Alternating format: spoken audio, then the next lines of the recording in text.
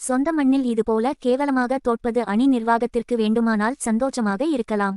ரசிகர்கள் இதனை எதிர்பார்க்க மாட்டார்கள். இந்திய அணியை சொந்த மண்ணில் வெற்றி பெறுவது மிகவும் கடுமையான விஷயம் என்று எதிரணி வீரர்கள் பேசி வருவது வழக்கம்.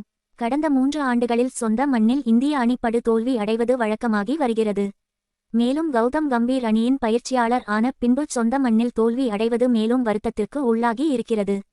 டெஸ்ட் கிரிக்கெட்டில் உலகின் நம்பர் 1 அணி ஆக இருக்கும் சவுத் ஆப்பிரிக்கா அணி இந்தியா வந்து டெஸ்ட் தொடர் விளையாட வருகிறது என்ற உடனேயே தென்னாப்பிரிக்க அணியின் பயிற்சியாளர் இந்தியாவை சொந்த மண்ணில் வீழ்த்துவது சவாலான ஒன்று என்று அவரது கருத்தை பதிவு செய்திருந்தார்.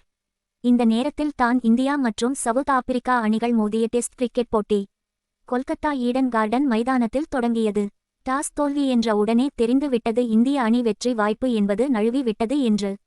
3 ஃபார்மேட்டுகளிலும் ஒரே கேப்டன் என்று உருவாக்க முயலும் இந்திய நிர்வாகத்தின் செல்லப்பிள்ளை கில் டெஸ்ட் போட்டியில் இறங்குவதற்கு முன்பாகவே கழுத்து வலியால் அவதிப்பட்டு இருக்கிறார். அது அவர் பீல்டிங் செய்த போதும் நன்றாக தெரிந்தது. அப்படி இருந்தும் எதற்காக அணியில் எடுத்தார்கள் என்று தெரியவில்லை. விருப்பப்பட்டு அணியில் இருந்தாரா இல்லை நிர்பந்தத்தின் காரணமா என்று தெரியவில்லை. முதலில் பேட்டிங் விளையாடிய சவுத் ஆப்பிரிக்கா அணி 159 ரன்களுக்கு அனைத்து விக்கெட் இழந்தது. இந்தியா சார்பில் பும்ரா 5 விக்கெட் எடுத்தார். இந்திய அணி முதல் இன்னிங்ஸில் தட்டு தடுமாறி 189 ரன்கள் எடுத்தனர். சவுத் ஆப்பிரிக்கா அணி இரண்டாவது இன்னிங்ஸில் சற்று தடுமாறினாலும் அணியின் கேப்டன் தெம்பா பவுமா சற்று நிதானமாக விளையாடி 55 ரன்கள் சேர்த்தனர்.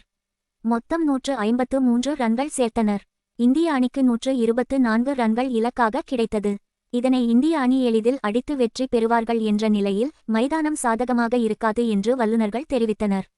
ஆனால் இது ஒரு இலக்கா என்று இந்திய அணி மெத்தனமாக விளையாடியது போலத்தான் இருந்தது. முதல் இன்னிங்ஸ்லேயே கில் கழுத்து வலி காரணமாக ரிடேட் ஹட் ஆகி மைதானத்தை விட்டு வெளியேறினார். மருத்துவமனையில் ஓய்வு எடுக்கச் சொல்லியதால் மீதமுள்ள போட்டியில் விளையாட மாட்டார் என்று தகவல் வந்தது. வாஷிங்டன் சுந்தர் மற்றும் அக்சர் படேல் இருவரும் சற்று போராடினர். ஆனால் 93 ரன்களில் அனைத்து விக்கெட்டையும் இழந்து 30 ரன்கள் வித்தியாசத்தில் இந்திய அணி தோல்வியை தழுவியது. இன்றைய போட்டியின் சொதப்பல்கள் பிட்டாக இல்லாத கில்லை அணியில் சேர்த்தது. 4 ஸ்பின் பவுலர்களுடன் களம் இறங்கியது.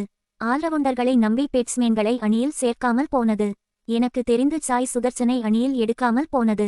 ரிஷப் பண்ட் உள்ளூர் போட்டிகளில் விளையாடிய பொழுது பாதியிலேயே வெளியே வந்தார். அவரும் சரியான ஃபிட்னஸ் இல்லை என்று தான் தோன்றுகிறது. இந்திய அணியில் விளையாடும் வீரர்கள் அணியின் நிர்பந்தத்தால் விளையாடுவது போல இருக்கிறது. உங்கள் கருத்தை பதிவு செய்யுங்கள். நன்றி.